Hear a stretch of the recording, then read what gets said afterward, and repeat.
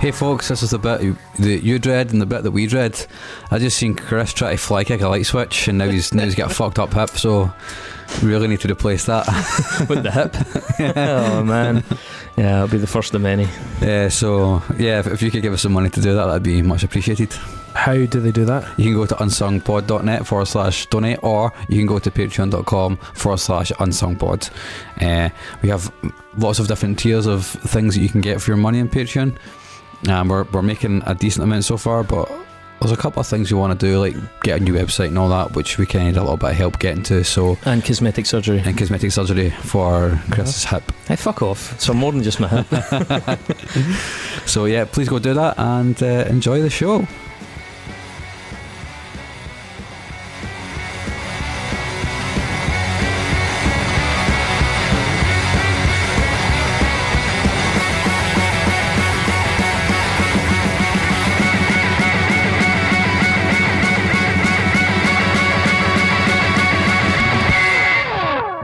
Yeah. Oh God, we're still here. It's another week. I just realised that this is the third week of the year for us, and we're not fucking around, are we, really, when it comes to records? No, we're just powering through. Just powering through it, man. Like fucking big record after big record. Kate Bush last week. Does this count as a big record this week? I believe so. In its own way. Yeah. Well, it's not You're Dead, but it's still pretty big. How have your weeks been? Well, David, you should start. I'll start. Yeah, you start. My week was fairly unremarkable. Great. Other than I decided to buckle the pressure and try and watch The Witcher, which I don't recommend. See, you spoke about this online, and I didn't say anything at the time, but I thought it was probably a good time to bring it up. Is that you assuming it was going to be like Game of Thrones was definitely the worst thing you could ever have assumed. I didn't assume it was going to be like Game of Thrones. I'll be honest, I had no real idea what to expect, and I think once I kind of saw the first episode, I was like, okay, this is kind of like a monstery, fighty sort of somewhere between Game of Thrones and like a Jason and the Argonauts. I don't know. Anyway, it's not any of those. It's not. No. It's a succession of random plot points slammed together like some kind of bean burger. I think, well, I really enjoyed the games, and Henry Cavill is not my Geralt, but he makes a pretty good job of it. But it just, for me, it just didn't have, although it had a narrative through line of a sort, it was kind of still like not. It was very dislocated. It was it was like, oh, we need a dragon episode. Oh, we need an elves episode. Oh, we need a fiery death episode. You know, it's like, okay, this is just a modern fantasy series tick the box exercise. Yeah. I thought it was really poorly cemented. Yeah. I mean, they managed to muster boobs and random moments of grotesque violence. One review that I read from the AV Club was saying that Netflix would like to remind you that you're watching some serious fucking fantasy, which is kind of the whole, like, yeah, it's like they're trying too hard to do that now, aren't they? Like, how many tropes can we chuck in this episode? Interesting, a friend of mine that does cosplay remarked that the show has attracted virtually no cosplay because the wardrobe for it is so bad. It is pretty bad, actually, yeah. Especially Am I correct in it's based on a video game? No, it's based on a series of books which was then made into a video game. Oh, right, okay. Apparently the whole, it doesn't earmark this or even like telegraph it in a particularly elegant way, but it takes place across 3 timelines simultaneously. Yeah, which it doesn't really talk very much about until the last couple of episodes. That was almost like a revelation. It's like, oh, wait a minute, so-and-so is still alive, this must be an earlier time. Anyway, in a nutshell, talking about timelines, it took 8 hours of my life. And it's taken 4.5 minutes of this podcast. that's on me, and it was stupid, and I won't do it again. But you're a richer person for it, Chris. So I'm definitely not. I'm bitter. I should have watched Shoah, the 8-hour film about the Holocaust. It's definitely more your speed, I think. Yeah. David, how was your week? Well, on Saturday I was DJing and it was absolutely rammed, and it was after Slipknot had played the Hydro. Yeah, fuck. David went crowd surfing next DJ night. Really? Yeah, in Block. I played Eyeless, and then I went out to enjoy it, and then I was just lifted up to the ceiling, and I was up there for about 2 minutes. So that was exciting. And I have to say, it was a lot more exciting than last night, where I went to see one of my favourite bands, Wolves in the Throne Room, for the first time, and it was a little bit dull. First of all, I don't know who the support band were, but they were fucking shite. It was just one long, slow sludge riff, but it was shite. And then, I don't know, like, they played like a couple of new tracks, and then they played a couple of old ones, which were really good. And like, I suppose the whole thing with Wolves on the Throne Room and that sort of modern black metal is it's quite transcendent, and, you know, if you close your eyes, it can be really good. And there were certain bits when the frequencies really worked, but there was something too clean about it. It was like too well performed, too crisp and clear. The production was actually like very nice, and you kind of don't want that. Black metal purists might hate it, but I saw Liturgy in Broadcast about 5 years ago, and that was so much better, because Broadcast in Glasgow is kind of infamous for its shit sound, but they just had these huge high frequencies that were bombarding all these shitty walls, and it kind of like, I zoned out and I was like, holy fuck, there's so much going on here, like my ears are ringing, but it's amazing. Whereas last night just felt very, we are a metal band who do blast beats. That Liturgy concert kind of went down in local lore, though. That was one of those gigs that people were freaking out about. Yeah. So I mean, I enjoyed it, but I didn't stay till the end. So wow, okay. Yeah, but I was also tired. Unfortunately, I've just had while you were talking there, I've had a look. I don't know who the support band was. It's not listed in any of the events anywhere. I'm pretty sure it's a local band. Because the promoter, I have the promoter on Facebook. Yeah, I think they posted in the event like quite close to it, but it was shite anyway. Mark, how are you? I'm okay. Yeah, I've had a really interesting week. Apart from being like wanting to retire like immediately, which Chris has given me a really good idea for. Yeah, we were pricing up like plots of land in like abandoned Spanish villages earlier on, so we may relocate at some point. So give us money, please. Well, that's a good light start to the program. Mark, this is your album this week, and I would like you to do the bulk of the chatting about this. If I'm perfectly honest. I'll do my best. I will have to lean on Dave for some support around this scene. Yes. But yeah, so this week we're doing Cosmogramma by Flying Lotus.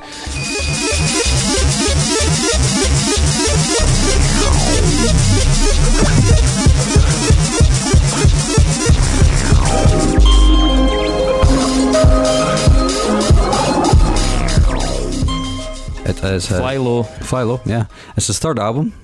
Stephen Ellison, yep. Real name. Born in 1983 and in the Valley in California. He's actually from quite a rich musical heritage. He's a great nephew of Alice Coltrane, who was once married to John Coltrane, and his gran was Marla McLeod, who was basically an in-house writer for Motown. Yeah, she wrote for Diana Ross and who's the other one? Frida Payne. Yeah, so you can see where the whole jazz thing comes from, right? I think one of the things that is quite interesting about him is... What would you call this music? Well, that's a really good question. Yeah, I mean, I think that's kind of the point, and maybe I think this record maybe sort of redefines what he does as an artist. It's just like electronic acid jazz.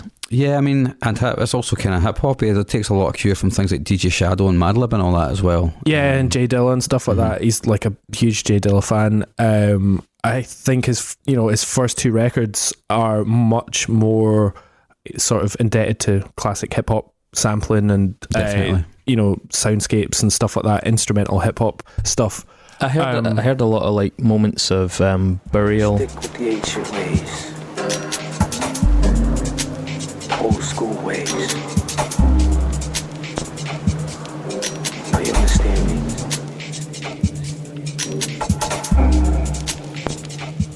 And Square Pusher. Yeah. So there's a really interesting facts around that. So even though he grew up in the Valley in LA, like one of his big influences was obviously like Dr. Dre and Snoop Dogg, right? He was really like, he loved that kind of music. For the listeners' benefit, Mark made some gangsta hand movements when he said those. I think it's like a reflex reaction. But he was given like a rave mixtape by an underground rave mixtape by a guy called DJ Raw. And that really introduced him to things like Aphex Twin and Square Pusher and all that, and it kind of pushed him down this direction. And in one interview he says that after he found these records, he would go to like Tower Records and then just basically spend hours at the listening booth just like listening to all these English dance records, which kind of explains how he ended up in Warp because this is kind of the thing Warp would definitely want to do, I think. But to pick an English artist up, an American artist up, they obviously seen something in his music, which he then does later go on to explore in Los Angeles, his second record.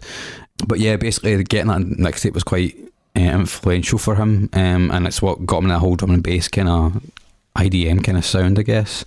But he also felt like when he grew up, he went to university, at the Academy of Art University in San Francisco, and that's when he started to get back into like things like hip hop and all that, and started listening to Madlib and stuff, but also listening to the Doors and Led Zeppelin and stuff. So he was taking quite a vast swathes of influences when he was there. It was really interesting. He got his break by submitting music to Adult Swim. Yeah, so he was in his mum's house and he just seen an advert and he sent it, and I think his music was used, or bits of his music was used as bumpers for a long time. Yeah, but apparently he did at some points the majority of those little intermediate sort of moments that appear in Adult Swim. They're sort of vaguely, what do you call them? There is a name for them. Inserts. Yeah. Stings. Is that what it is? Incidental music. That's what it is. I think David was closer than that. But you can see how it works, because like Adult Swim has this weird sort of dark sort of half asleep sort of thing. Like, we should probably say Adult Swim is like the nighttime version of Cartoon Network, and it's got some really odd, edgy, very, very good animation programs on it. And then you get things like Rick and Morty, what's that other guy, Eric Andre as well. There's quite a close association with FlyLo, which is really strange. You've got this like weird subculture of like adult animation mixed with like really glitchy, kind of really quite eccentric music. It's quite a kind of weird thing. And so there was an advert on that channel inviting people to submit moments of music for these like intermediate in between program segments, and that propelled him into some kind of level of recognition, which he kind of built upon. Yeah, so like a pretty great effect, actually. Yeah, so after he kind of got, I think Flying Lotus was the name he just picked at random, and it seems to have stuck. Well, he said that it was actually inspired by lucid dreaming. He's really into all that kind of mysticism and kind of new agey stuff. Yeah, I've actually got a pal that got into lucid dreaming recently. Got a book, like a second-hand book on it, and says it's fucking amazing. You literally just go to sleep and then decide what you want to do. It's like a thing you can develop. You practice the and actually to get it wake done. up in your dreams, and influence them, like to actually take charge of the dream and steer it. Yeah, that's pretty cool. But after that, he released his first record, 1983.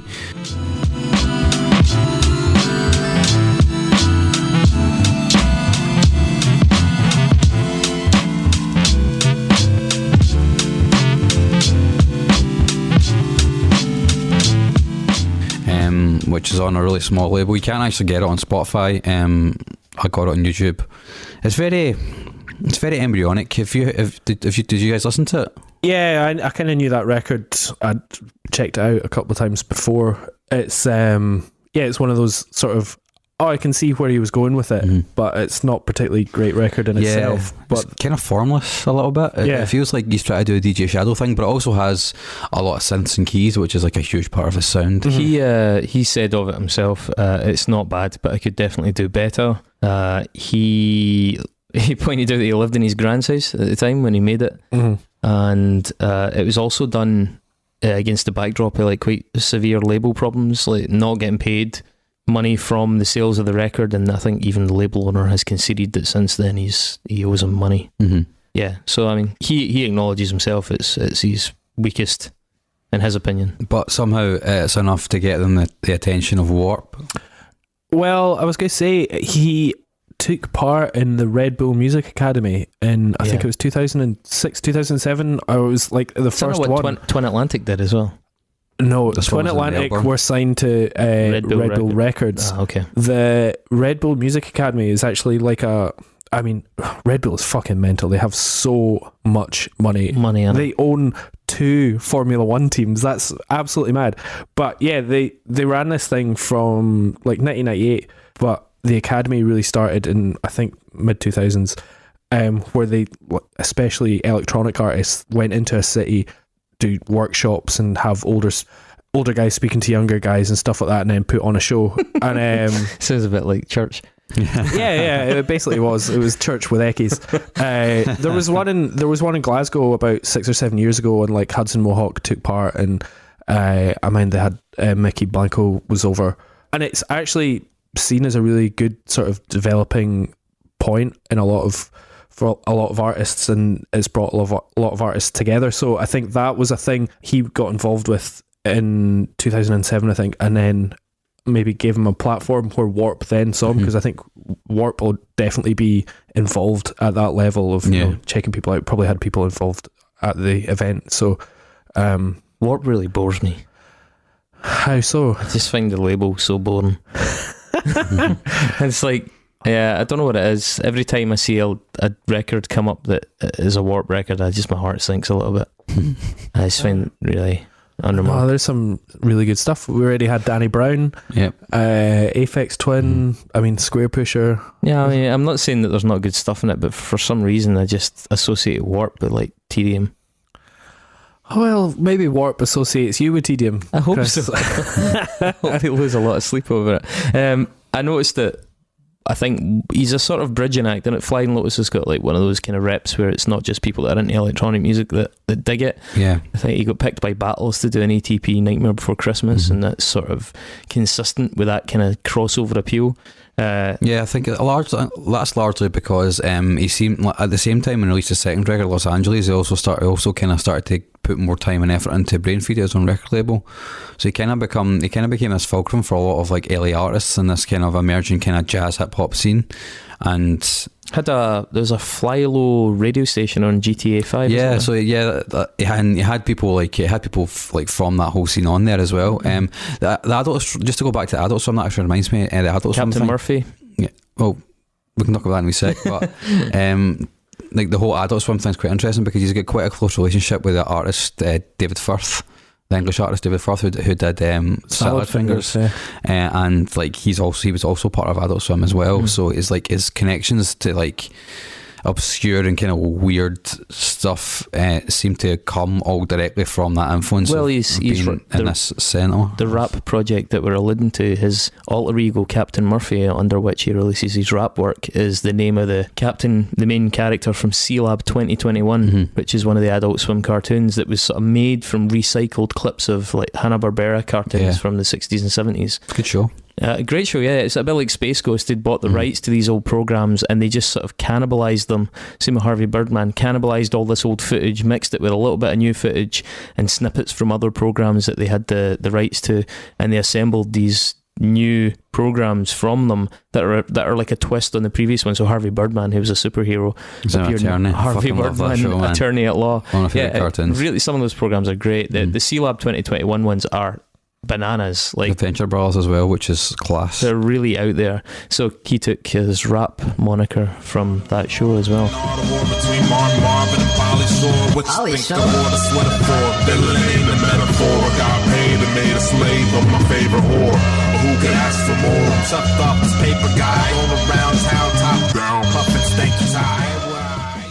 Adult Swim since then they've went on to they are responsible for getting the first Run the Jewels record out for free. That's right. They helped they played a big part. They've come up on this before, and Black Mass did the thing for Adult Swim as well.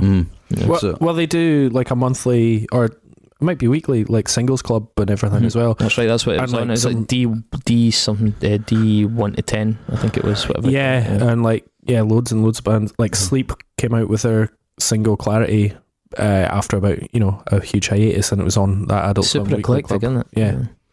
He's also, did he not appear on To Pimp a Butterfly? We're getting a bit ahead of ourselves in timeline there, but Kendrick Lamar does appear on his stuff, and I think he's helped him quit a lot with production and stuff as well. Yeah, there's a group of musicians that appear on each other's records. There's Thundercat. Where did it go? Did I leave it in the cold? So please give it back, 'cause it's not yours to take. It must have fell when I lost my mind. Kamasi Washington, Kendrick Lamar, and FlyLo, and Anderson Paak. And sorry, Anderson Paak. And Anderson Paak as well. You throwing shots from afar, I'ma meet you at your front door. So hard to be doing what you really meant for, beauty. But don't I make it look easy? Don't I make it look good? Hey, now you. And yeah, this whole LA scene of jazzy hip hop stuff, and yeah, they've really sort of pushed each other musically, developed each other, and yeah, it's really interesting. Like, I've seen Kamasi Washington live, sold out a Glasgow Jazz Festival show at the QMU. 800 people sat listening to fucking mental jazz fusion, just huge, mad solos and everything. And then Thundercat sold out Glasgow's ABC, 1,200 folk a couple of years ago. And, I saw Flying Lotus do a sold out ABC as well. I think, and then obviously Kendrick Lamar is now hydro level. Yeah, Kendrick Lamar to one side of the other ones. Thundercat was the one that had got it seemed the hottest for a while. He had that like really explosive thing around one single. And well, he's one of the best bassists of all time, but he's got like a real hook for melody, and he loves like jazz funk, and he loves like going deep into that fucking funkadelic catalogue. But he's also just like much smoother, and I think a lot of these artists get a lot of their, they share a lot of the same influences, but I think they also get a lot of their very warm and organic sound from working with FlyLo. Yeah, because he's a real disciple of jazz. Like, even though stuff in the first couple of records was a lot more electronic. When I read an interview where he was asked about how did Brainfeeder become such a big thing in the LA scene, and how do you see your part of it? And his answer was, to me, it's just the spirit of jazz, like just this community of people coming around. And he said that's not even me responsible for it. It was actually Thundercat that brought him into that scene, which had always been around. And that totally, like, you're right, that total warm organic jazz vibe totally comes from just a real sense of community, I think. Yeah, absolutely. And I think he tried to sort of distill that in Los Angeles, his 2008 record. Yeah, he said he wanted to, what I read was that he wanted to make a defining statement as regards the beat scene.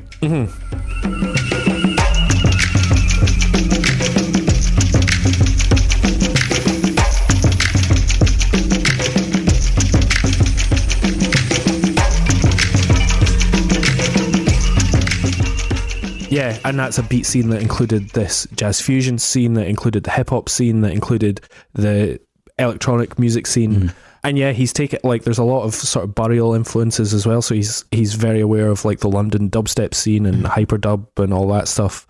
In hindsight, though, he feels that the Los Angeles albums, in a quote, a bit lackadaisical. I think I would probably agree with that. What do you think, Dave? Yeah. I think we'll look overall at his discography and kind of see where the steps were taken. Yeah, he felt that the scene itself sped up after that, and that now, in hindsight, that seems like a slightly slow snapshot of a scene that's a lot more energetic. But what's interesting is I think that it's quite often, or I think that he can be seen as the person kickstarting this, and I think that album was a huge moment in electronic music and that whole LA beat scene. And I think he like genuinely inspires people on person-to-person basis through his label, but then also just the fact that he's putting stuff out there. I think a lot of music like this normally comes from Britain. I would agree with that. And I think hence, why Warp are interested in it. That kind of breakbeaty thing it felt more kind of tricky. It felt more sort of there's Bristolian. Yeah, totally. Yeah, definitely. Yeah, big trip hop sort of vibe going. It takes a big vibe from DJ Shadow, that. And then the fact that a sort of LA guy like this has gone out and done something, I think really inspired producers in the States to have done similar. So speaking of Los Angeles, it does have a couple of highlights on it though. I like Beginner's, it's a great record. I like Beginner's Falafel quite a lot. It's quite nice, some cool samples.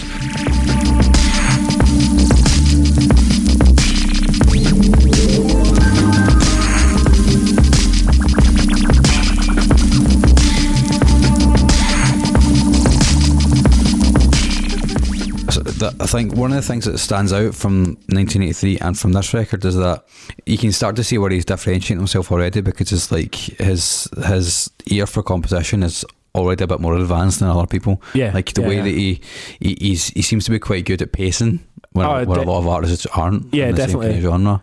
What's interesting is, we talked about, I think in the Deftones episode and last week's with Kate Bush, was the album as a piece in itself rather than a collection of songs, and he definitely has approached every album deeply as an album, with a story from the start to finish, a musical story.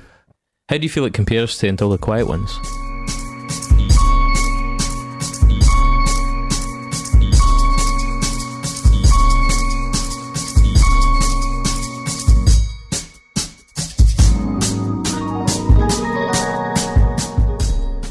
I messaged David about this earlier on this week. So, do you want to go? Yeah, I mean, I really I think Until the Quiet Comes was the first record I got into him. I think I'd heard Los Angeles when I was at uni, and then totally missed Cosmogramma, and then I got into Until the Quiet Comes because it's really sort of full of texture. There's like not a lot of stuff stands out, but as a record, it's like a sort of deep, dark, weird. It's a journey. Yeah. So he said he was really into ambient music when he made that.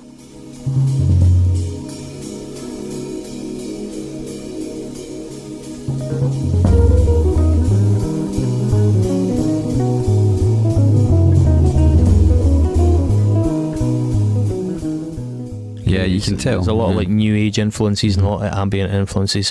He said he'd also become a little bit infatuated with Fender Rhodes piano, and there's tons and tons of that on the record. He said it was like really defining instrument of that period of his career. It's a lot more minimal than Cosmogramma, and basically everything he'd done since then, and it is a lot more new agey and a lot of African influence on it as well, I think. Yeah.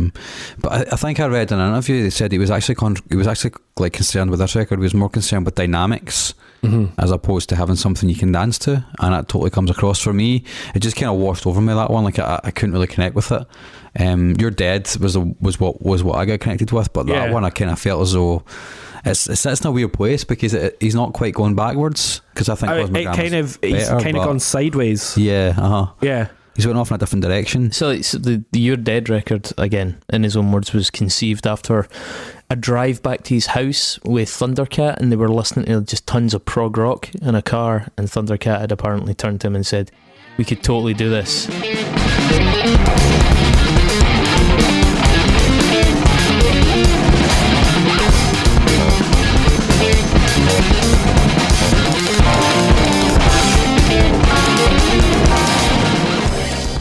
Well, yeah. You guys be the judge whether that worked or not. know. I mean, I feel like I'm reading the menu right now. After Until the Quiet Comes, I remember it was, I think, the New Zealand Herald described it as a masterpiece of sound engineering, which kind of, I feel, clinical. It's that kind of sums it up in that it's really incredibly produced, but for a listener, it doesn't go anywhere. It just is a place. Whereas then to come back with You're Dead, which goes so many fucking places, like it's a maximalist record, if ever there was one. It's way more jazzy. This is the full on jazz record at this point in his career. It's got way more dynamic range. It's also a lot more analog. Like a death is not history, and I want to taste it. Step aside of my mind and you'll find curiosity, animosity, high philosophy, like the prophesied meditation.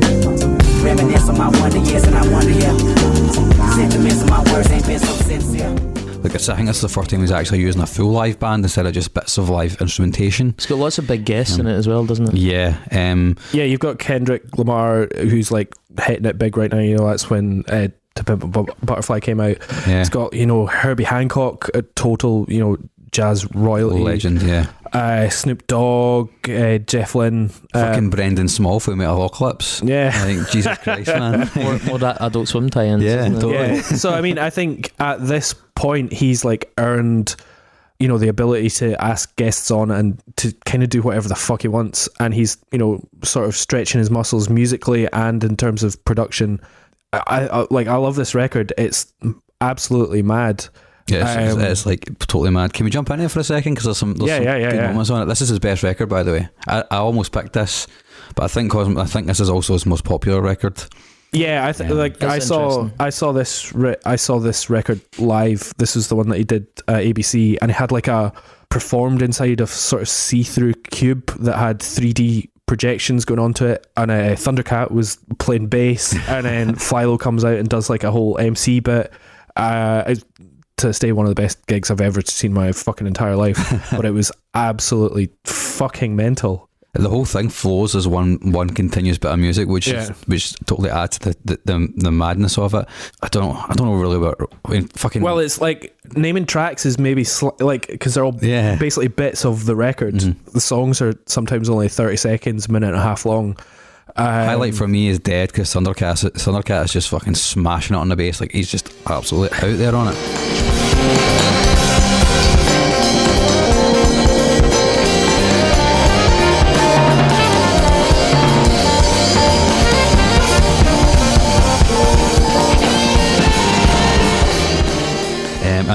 Kendrick Lamar on it as well. It's just Never Catch Me is fucking amazing. sick, Like the man. piano motif in it is fucking brilliant. Step aside of my mind and you'll find curiosity, animosity, high philosophy, I can prophesize meditation. Reminisce on my wonder years and I wonder here. Sentiments of my words ain't been so sincere. The sentiment to my nerve that I just persevere. The big thought of all the dark disappear to my faith. They say And Kendrick fucking goes hard on it. But I think the thing with all his records, I think Cosmogramma and this one tie up very well. I think they're good companion pieces. This basically takes Cosmogramma and goes way further with it.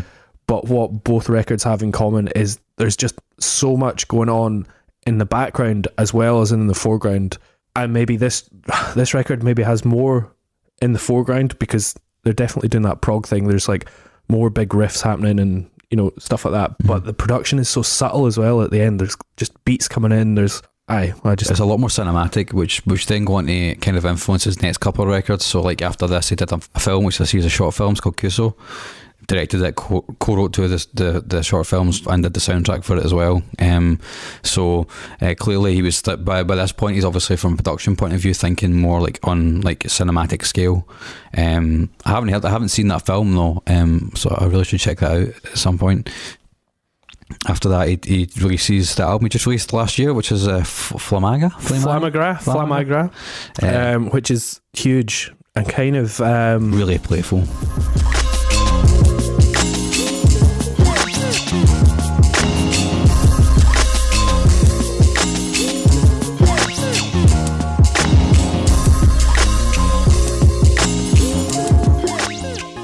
Yeah, really playful. There's a lot going on. It's twice the length of his last record. It kind of put me off a little bit to begin with because because he's got short tracks, but it still lasts 70 minutes. There's like 27 songs on this. Yeah, his I read one of the things I read him saying was like he was under no illusion about the fact that people wouldn't listen to this all the way through, and he wanted them to jump in and jump out, which is why every single song in this record is its own unit. Yeah, which is a new thing for him. Usually a lot of them tie together, but this one, each song is individual on it. Yeah, probably for that, like accounting for the attention span or this attention span deficit of people nowadays. That's interesting. You said that you thought that You're Dead's his best album because, you know, doing a sort of straw poll of all the various ranking sites and fan sites as I'm wont to do. With one, I think maybe one exception, they all had all the albums in the exact same order. Oh, really? Yeah. So wait, can I guess? Okay, now start for the bottom six. Well, we've got 1983 at the bottom. No. Really? Yep, Flamagra at the bottom. Really? Well, it's just came out. That's really weird. Yeah, it's last on every single list. Okay, then 1983. Yep. Then Until the Quiet Comes. Yep. Then Los Angeles. Yep. Then Cosmogramma. Nope. Oh, Cosmogramma at the top. Cosmogramma was the top of every list. That's really every single list. Because like You're Dead has sold way more. Even the one that wasn't quite the same towards the end, even the list that wasn't quite the same, it still was number one Cosmogramma, number two You're Dead. So like this was unanimously or Cosmogramma, that the one we're talking about, was unanimously his best record from a fan's perspective. And Flamagra was unanimously the worst. Mm-hmm. Which is interesting because I think it's maybe such a vast record, it's going to take a lot of time for people to get into it. I don't think I've scratched the surface with it yet. Yeah. I've only listened to it like 3 or 4 times, and that's probably not nearly enough. I guess I'm really mindful of the fact as well that Cosmogramma was so critically revered. You know, like the all of his albums have been though. Yeah, but that one in particular seems to have met with like just fucking ridiculous levels of praise and nominations for a number of things. What was it you got Grammy nominated for? That was You're Dead. You're Dead. Pretty sure it was a track off. I think it might have been the Kendrick Lamar one. Yeah. So I mean, he's a very well regarded. Critically speaking, he's a very well regarded artist. Absolutely. And this record that we've picked from a fan perspective is his best across the board, as far as I could see. I'm not going to kid on that it's sold anything like the volume that we've seen with previous albums. And not even You're Dead. Like You're Dead sold way more, charted way higher as well. Yeah. So in terms of the context of the podcast and unsung, certainly within his circles, it's absolutely not unsung, and critically, it's absolutely not unsung. Commercially, if you guys are making the case that this should be a massive, like a multi-platinum selling album, then I could say, okay, maybe it's unsung. But just as regards its reputation, I don't think it qualifies in that capacity. I think in a way that it's unsung is that I think a lot of people just haven't heard Flying Lotus, and this would be the record that they should go to. And I think this is, we'll talk about it, but I think this is the record that takes them to a totally new artistic level. Yeah, it's also the reason that I think it is unsung, apart from that, is also it's a very challenging record. So if your first blush with it is going to be this podcast, Yeah. and you're not really particularly aware of Flying Lotus, you might be like, what? Yeah, what is this? This is my first brush with Flying Lotus. Mm-hmm. Oh yeah, you hadn't really listened to him before. Not at all. I was very aware of it, and I was very aware, again, we were talking a wee bit about the liturgy show at Broadcast that you'd been at, and about how the reputation of that show. Yeah. Well, another show like that in Glasgow was the Flying Lotus show at the ABC, which people just absolutely went off their heads for. Well, see, I think you're like the core audience in terms of somebody that's heard of him but hasn't listened to him. Yeah. So that's who we're sort of appealing to here and going, he's an unsung artist, in that you should at least attempt to have a go at it. I did attempt. That's fine. That's all we can ask for. Yeah. So, Chris, what do you think of Flying Low? David was like, Chris, you're going to love this or you're going to hate it. Yeah. That was his verdict before I listened to it. And I would say, David, you were wrong, because kind of neither. I try really, really hard, honestly, with the stuff that we do for this show. Even the stuff that I know straight off the bat, I'm like, I couldn't give a fuck about this. Like, I try really, really hard with it. Some of the punk stuff we've done, I'm just like, this is just punk filler for me. I don't get it. Like, I'm trying to engage with it, and I'm trying to find a way into it, or find what it is about it that's special, or that people really latch onto. And, you know, even in some of the stuff that I dislike, I can at least say it elicits strong enough emotions in me for me to dislike it. I think one of my beefs with this is that I think it's very detailed. The music is really detailed. It's really skillful, and the artistry is definitely there. Like, the quality of the bass playing, for example, by Thundercat is ridiculous to the point of being unlistenable, but ridiculous. Like, I think he's a musician that is so technically capable that for me it's just completely alienating. But I'm kind of like that with jazz. I'm like that with metal as well. See the people that can shred and play solos for days. I absolutely don't want to fucking hear that. Like, there's a level of technicality where the music is completely superseded, and it becomes just like a sort of a novelty to me. It's and a sweet spot for you, basically. There is one, and this is like way, or certainly that aspect of the music is way beyond it for me, because any sense of groove or real melodic structure or melodic hook is lost when the music is that frantic and that diminished and that shifting about in keys and so complex. And I would say that of everything we've done since this show started, this was the hardest record for me to try and get into.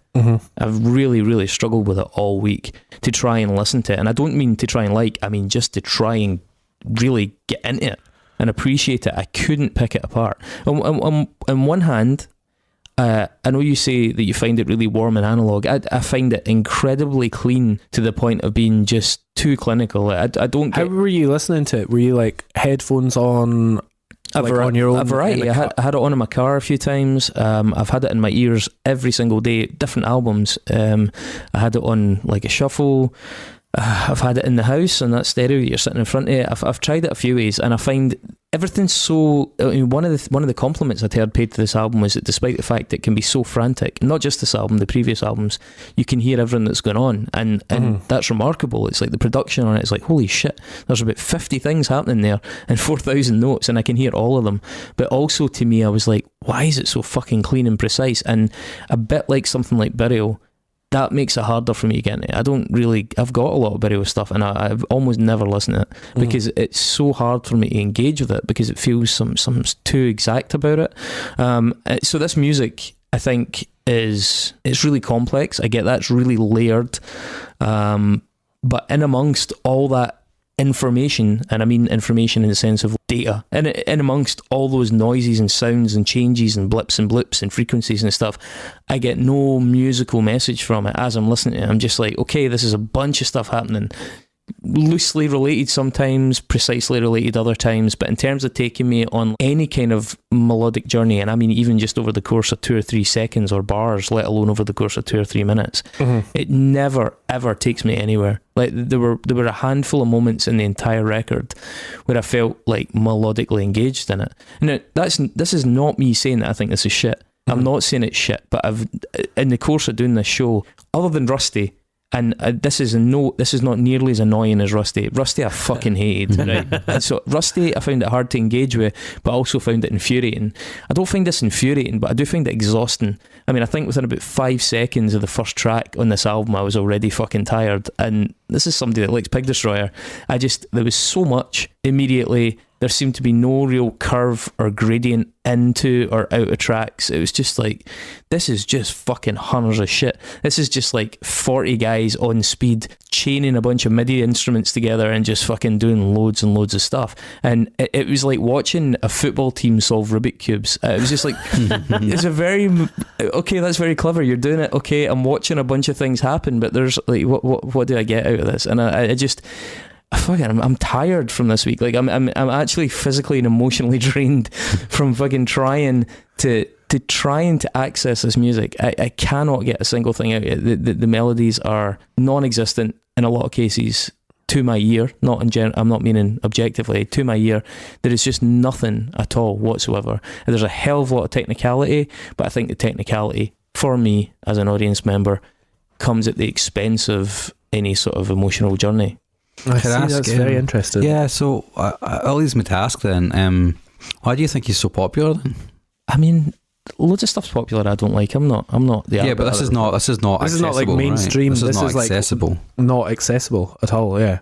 But then there's the whole jazz thing. There's the whole jazz quotient, right? It's like lots of jazz gets really fucking popular, and it's like I can listen to a lot of jazz and go, huh? Well, there is an interesting phenomenon. David and I think have spoken about this outside of the pod, that in the last few years, and probably in a large part due to people like Kendrick and Thundercat and Flying Lotus, jazz clubs have experienced like a bit of a resurgency, and you've got a lot of much purer jazz, not so much electronica like this, but much more traditionally aligned jazz things have a wider audience amongst a surprisingly young demographic.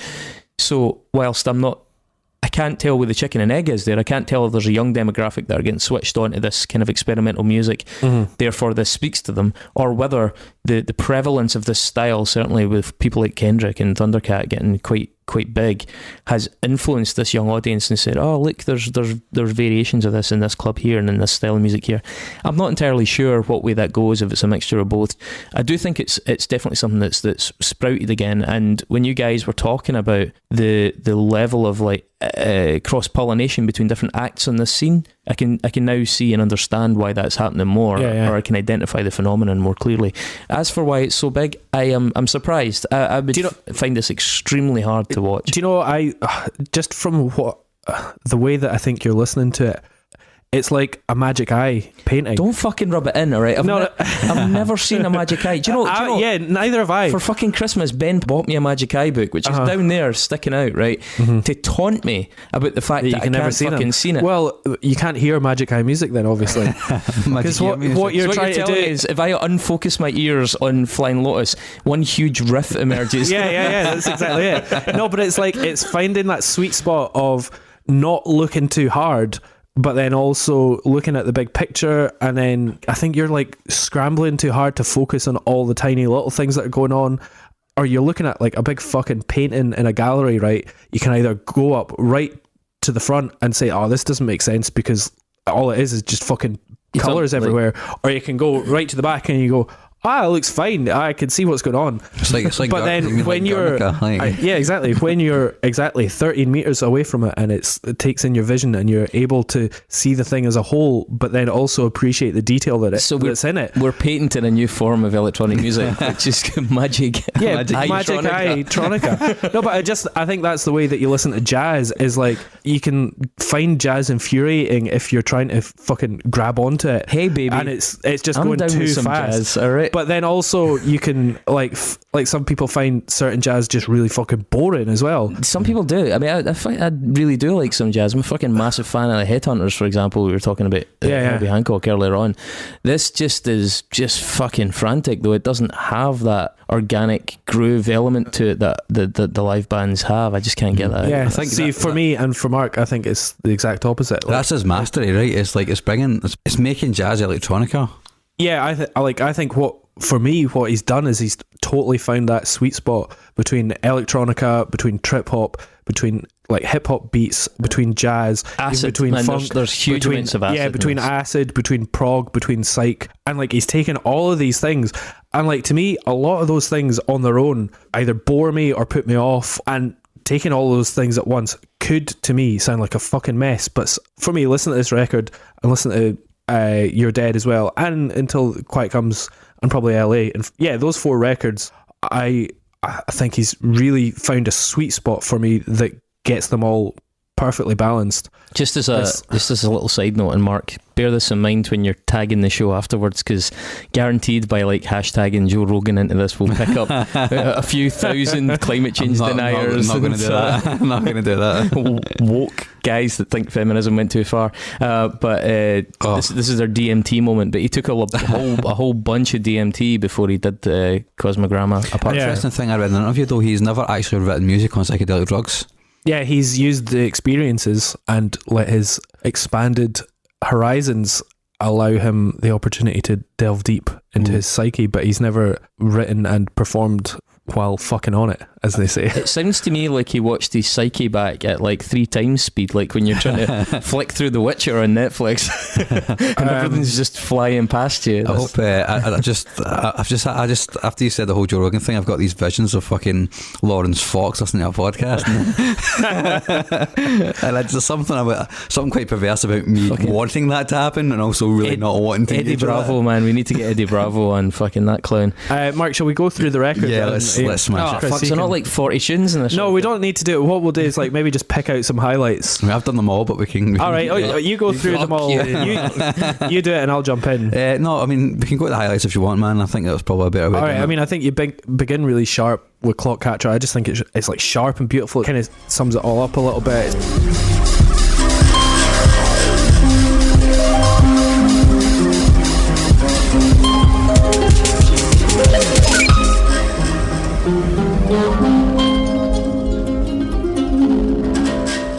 It's got like beautiful harp motif, but then just big production. I don't know what the fuck he does with his percussion, but it's like a mixture of that burial stuff with Square Pusher going on. Yeah, and he's playing some of it as well. Like exactly. There's a lot of live stuff going on. Yeah. And then Nose Art. 'Cause I can't sleep. I'm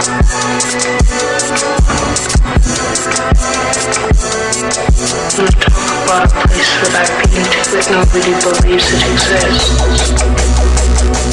I fucking love the big thumping sort of pure drum and bass bit, like the big totally. And like I think what I love about this record is, see, if you're a jazz geek, you can go in and find bits that reference fucking old 70s jazz records. If you're a hip hop geek, you can find, that's like that references J Dilla, like from 1994.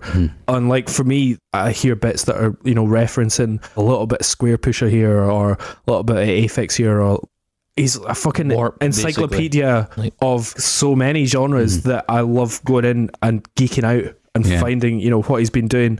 And then there's like big strings and that sort of like dark jarring electro. I really like Nose Art. Yeah, I really like intro of Cosmogramma, because bringing in the harp was just a good idea.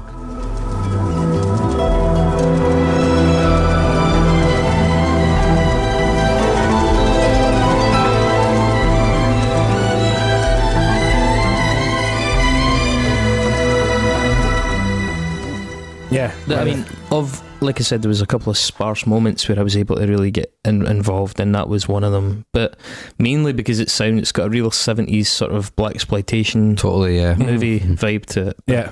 I mean, as to whether or not that's me actually enjoying it or just recognising it, I was happy to take what I could get at this It's quite point. a lush song as well. Like, it's very grandiose, and you can kind of see the direction he's wanting to push his music in, and the keys are a light touch as well, because sometimes he overdoes it, like he did in the last track. He totally overdoes the synth, and this one he kind of pulls it all the way back, which is pretty cool. Zodiac Shit.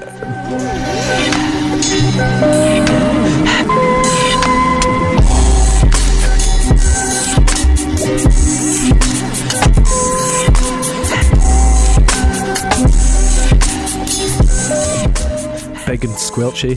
Totally. Yeah, spacious, like big Thundercat vibes here. Yeah, it's like analog and digital colliding, like rapid pace, like just hitting off each other. Like I think the strings are fucking amazing in it. Like big beats just coming all over the place. The strings like it's weird to try and describe it because it's like trying to describe a big fucking painting. the Big Beat Manifesto. All of that big red bit over in the corner, then like the nice purple splash over down here. It's fucking great. The strings are kind of on the edges in this song, which I quite like. They're just kind of teetering on there as opposed to coming in as a big crash and overwhelming it, which is pretty cool. Seeking Pure Face and Pure Being.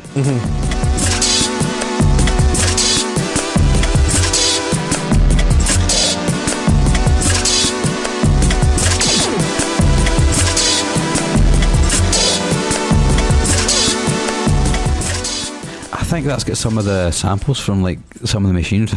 That's probably a fact that we should probably talk about. Is like there is samples on this of the life support machines around his mother's bed when she was dying in hospital, which are used on this record. I think they're used on this song. Yeah, you might be right actually. Because there's a beat which sounds like a respirator. Aye, chopped up.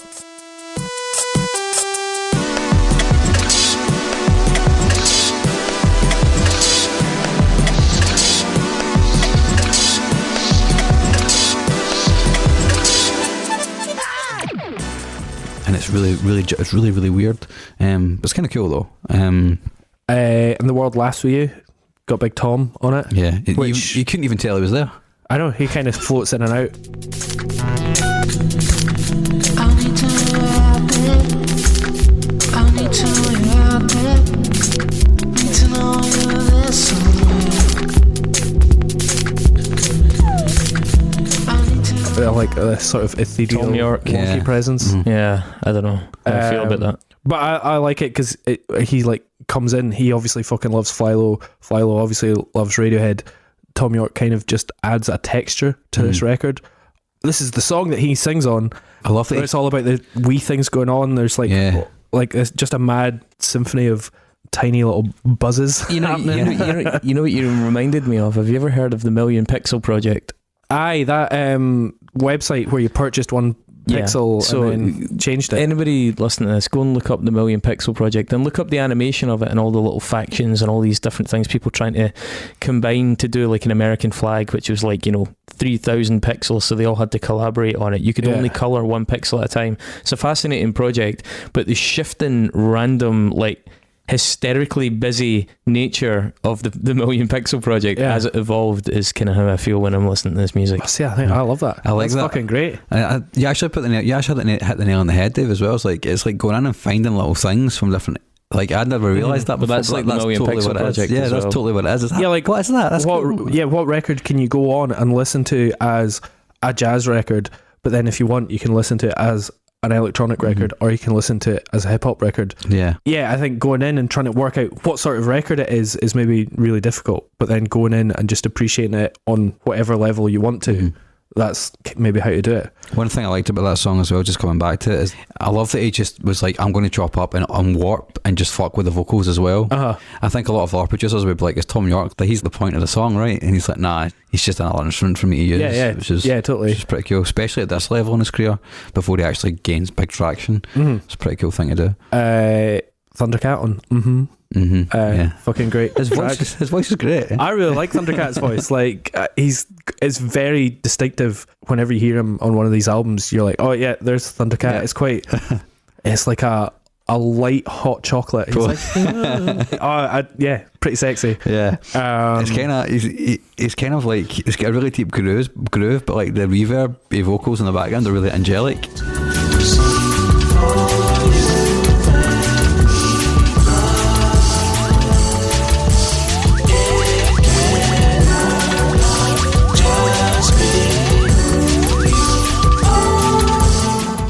It's got like a lot of this record is he's just putting things together which you would never think to put together. It's like he's got the jazz bit and he's got the big hip hop beats, and I've heard that done 1,000 times before, but not in this way. Aye, totally. And then Thundercat, I think, as much as he fucking loves a jazz fusion solo going way up here, he also loves a big chorus. And I think it's these choruses on, I'm saying these records, I'm talking about a Kamasi Washington record and Thundercat and FlyLo. A Thundercat chorus quite often anchors it down sometimes that otherwise might be lost to the freneticism of it all.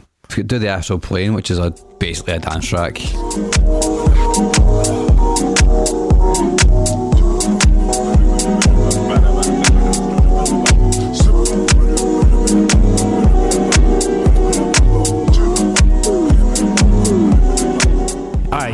like and all that, and the Eastern scale. And yeah, stuff. I feel like this is Burial if Burial wasn't miserable. This is basically Burial but happy and in LA. Yeah, totally. And, with a girlfriend. It's a satellite that's got Captain Murphy on it, right? Sit up on my satellite to get it right, get the satellite to get it right. Take on the CD on my satellite to get it right. I don't care if it's tight, I'm just like. Yep. Yeah. Why not? Yeah, that's a strange song. It's like a track that's split in half as well. It's deeply odd. Drips Anti's harp. Oh, have I missed it? Have you got anything else to? Yeah, Jim. Like we haven't spoken about that. It's not on that very much, but Ravi Coltrane's on here. So sax is on it. And one thing I didn't mention earlier on, but which is really worth pointing out, is Ravi and Ravi's brother Oren were both really huge influences in FlyLo when he was growing up. And it was actually Oren Coltrane who showed him how to actually make beats in the computer. Like he opened up that whole world to him. So even though Ravi's on the record, I don't think he's actually collaborated with Oren. They're both his cousins. Yeah. But he's saying like it was really him that was like, here's what you can do with computers, and it's how you make beats, and that was like opened the whole doors to him to get the keys to the kingdom after that. Do you know what I mean? And his brother, obviously Ravi, he's an amazing saxophone player, and he's fucking awesome on that track.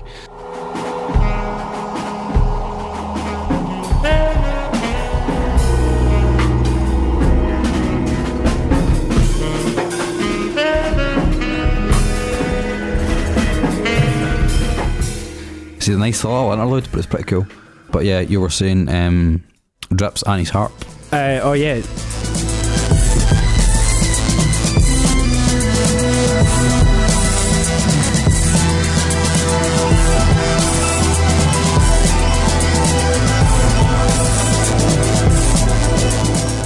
This brings in another of his influences, actually, his more geeky influence. It's got like the 8-bit sound, like the Nintendo sounds and stuff like that.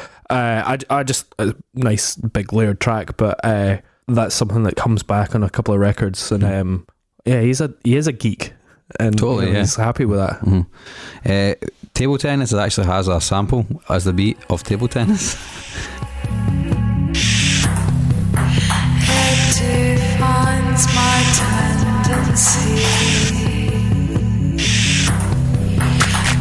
Losses is equal to.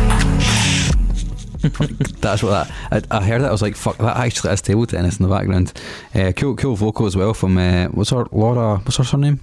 Darlington. Yeah, she's been on pretty much every record he's done, really. Yeah.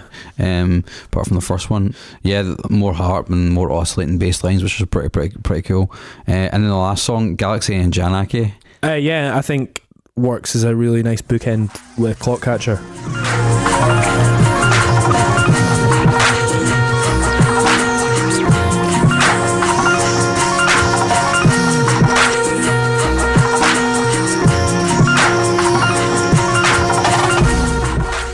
Like they work in partnership, maybe more euphoric, sort of more upbeat, but just works really well as a closer, I think. Yeah, that definitely has, he said it, and I don't know if that definitely has the life support machines on it, like sampled from his one with his deathbed. Yeah, but it doesn't sound sad or anything, which is interesting because the record after Until Light Comes is way more of a study of death, whereas this is just a celebration of like being alive, and being in space. A lot of it sounds like you're being shot into space and pulled back in. Yeah, a lot of the time, and it's just a really cool vibe. I think it's a great record, man. I think You're Dead is better because it's more adventurous, which is a really weird thing to say for Flying Lotus because he's always adventurous, but it's also a lot more kind of expansive. But this one, I think, it paves the way for him to be that artist. I think what Los Angeles did, I mean, 1983 was him just sort of finding out what he could do. Los Angeles was a really fucking great electronic instrumental hip-hop record that sort of took in a lot of influences, and I think people noticed, oh, this guy's pretty good. I think this is a record that took him to the next level, sort of critically, but also just made people aware of his ability, and also made him aware of, I'm not just a hip-hop producer, I can go fucking jazzy as fuck. I am jazz. It truly becomes the jazz. And I think it's like a really, really big step for him as a producer in his career, but also just in terms of electronic and jazz music overall, I think this is a huge album. I think it's like a huge big step in fusing these genres together, and yeah, I can't speak highly enough about him and about this record. Fucking love it. I think it should go in, personally. Yeah, I truly think it should go in. Chris, I think you just need to stand a little bit further away from it. Just say Crash and Burn Lotus. Anyway. Okay then. We go to the Nexus, or do you want to tell them what we're doing next week, then do the Nexus? How do we usually do it? I can't remember. We do the Nexus first. The Nexus? What the fuck's wrong with Mark? I don't know. He's in a jazz trance. Yeah, I really am. I mean, it's been a long week for fucking... I have been watching The Witcher, but in any other circumstances, that would be grounds for us to check that you're not a doppelganger. We are saying nothing. This is the first time we're seeing Nexus tonight. Will it be the last? What do they have in store for us? Not good for...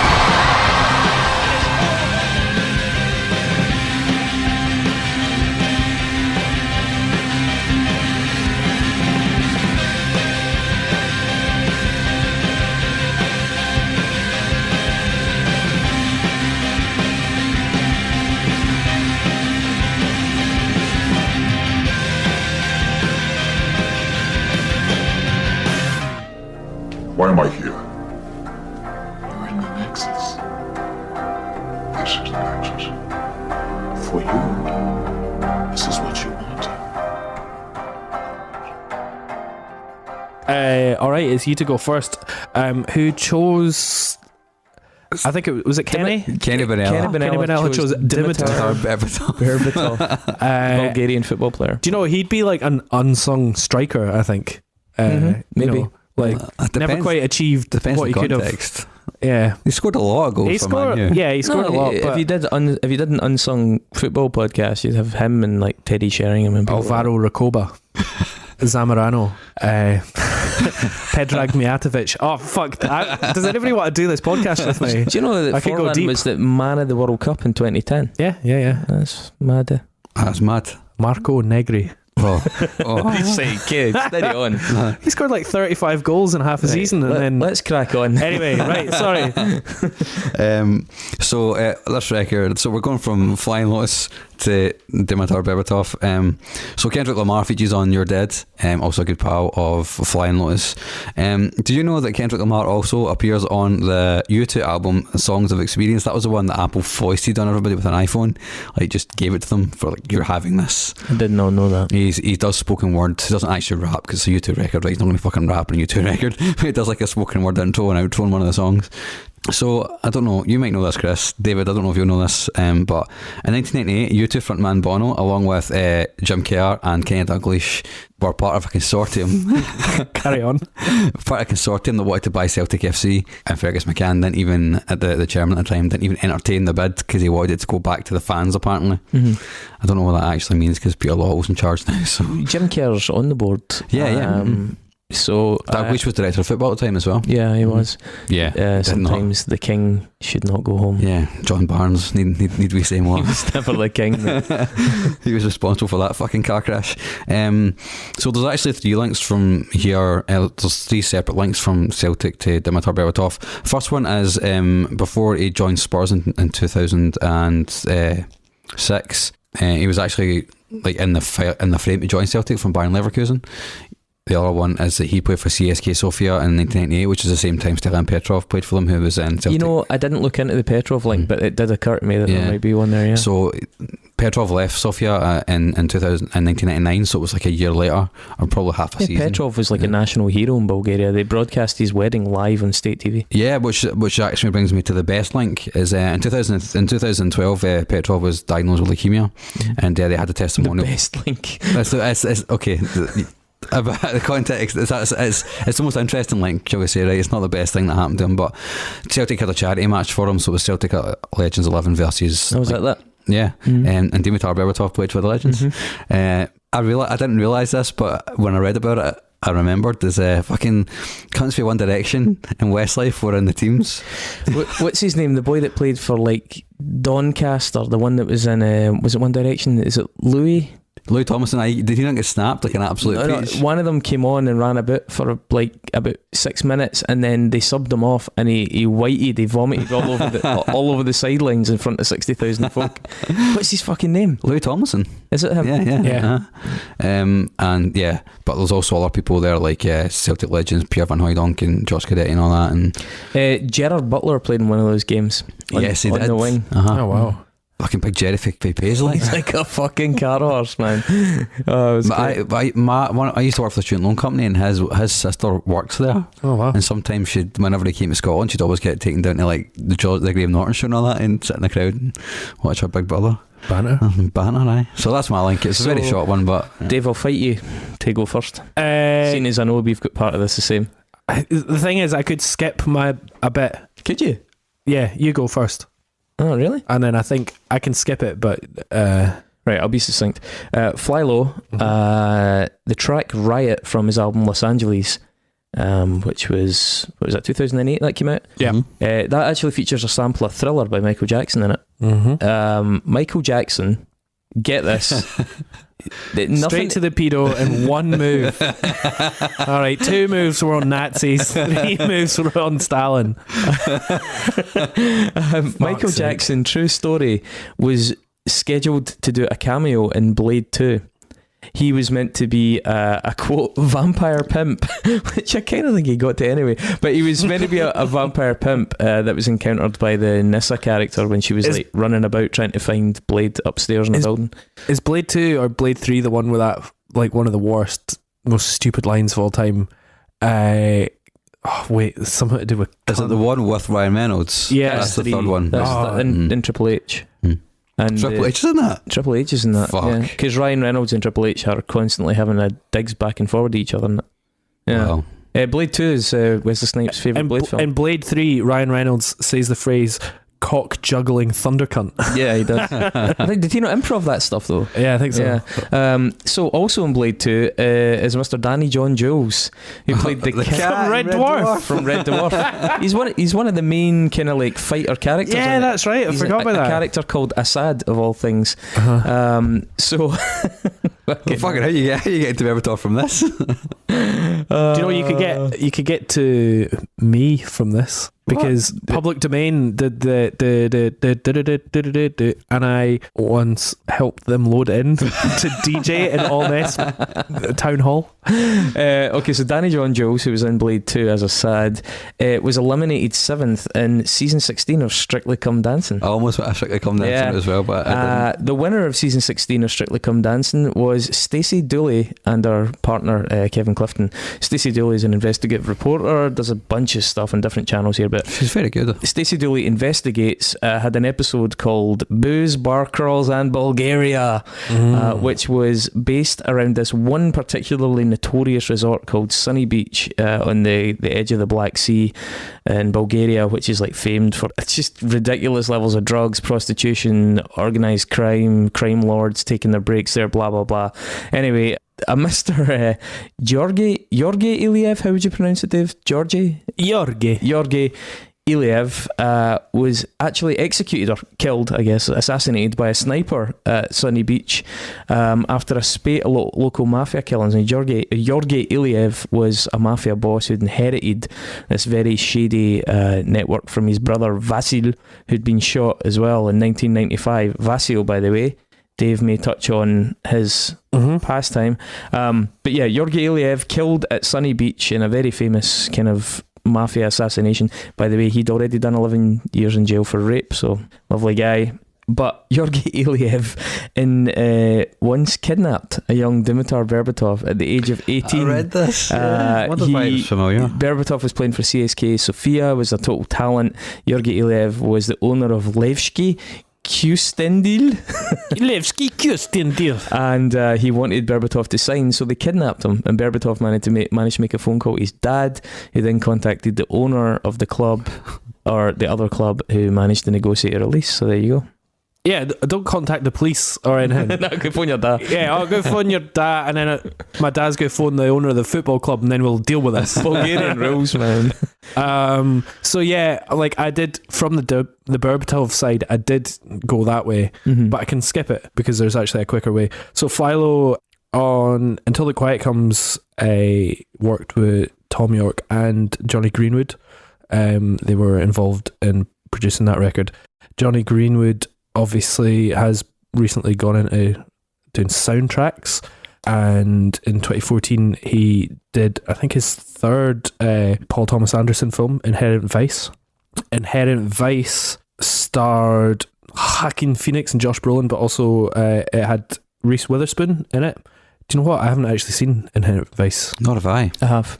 I mean, I really like Paul Thomas Anderson, so I should probably watch it. Reese Witherspoon, one of my favourite memes is Reese Witherspoon and then a photo of Reese without her spoon.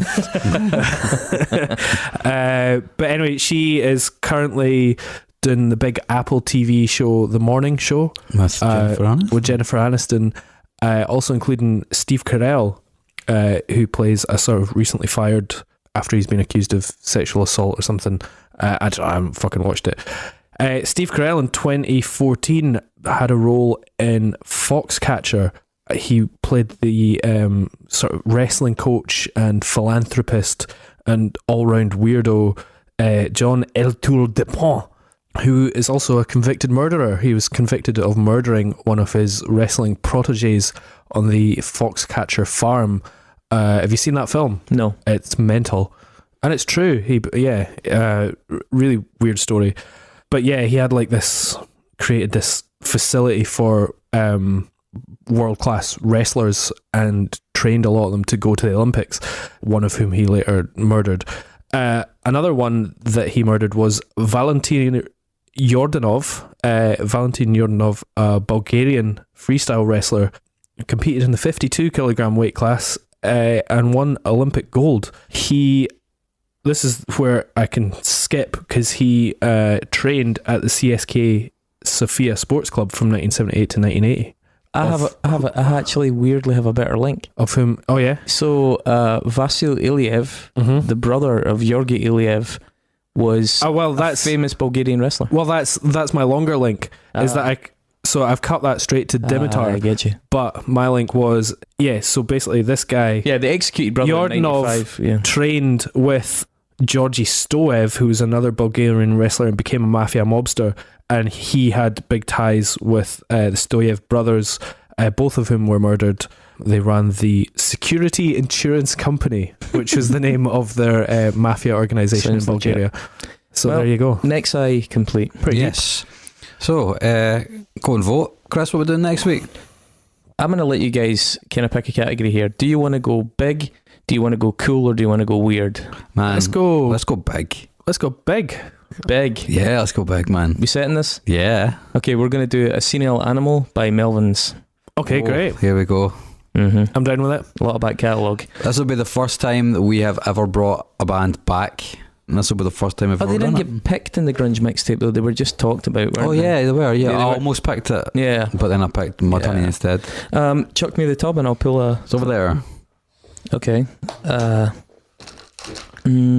Yeah. So we are going to be connecting Melvins to Alicia Witt. Oh, interesting. Of Sopranos. Who's chosen that? Sybil. Is that right? Kat. K-A-T. Kat. I think it's a Twitter user. I think friend from Canada. Sweet. That's a good one. Yeah. All right. Yeah. Well, that sounds like it's going to be a lot of fun. Oh, that was a fucking pro ending. That is how you know we've been doing this for 2 years, right there. Yep. That is it, right, everybody? Right, go vote, go listen to Flying Lotus, ignore Chris, stand the right distance up away from Flying Lotus and appreciate it. Oh my god, I'm just so jacked from Mark's outro there. All right, goodbye. I had to do it.